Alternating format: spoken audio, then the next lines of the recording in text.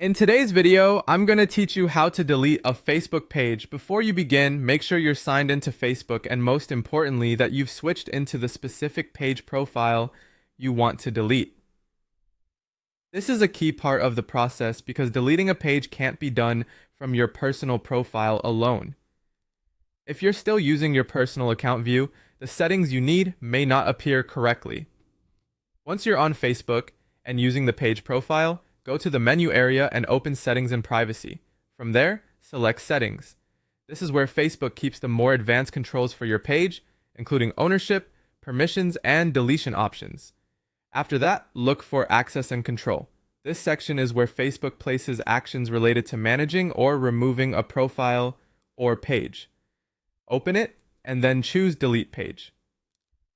Facebook may show a warning message here, and that's completely normal. Take a moment to read it carefully so you understand what will happen next. When you continue, Facebook will ask you to confirm the action by entering your password. This is a security step to make sure that only an authorized person can delete the page. Enter your password and confirm the deletion request. At that point, the page is not always removed instantly forever. Facebook gives you a 30-day grace period, which means the page is scheduled for deletion, but you still have time to restore it if you change your mind. This can be very helpful if you delete the wrong page by accident or realize later that you still need access to its content, followers, or settings. So to quickly recap, you need to be logged into the actual page profile, then go to Settings and Privacy, open Settings, select Access and Control, choose Delete Page, and confirm using your password.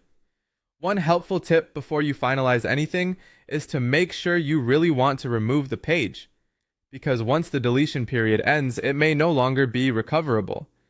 If the page contains important posts, photos, or business information, it's a good idea to review everything first before confirming. That's all it takes to delete a Facebook page.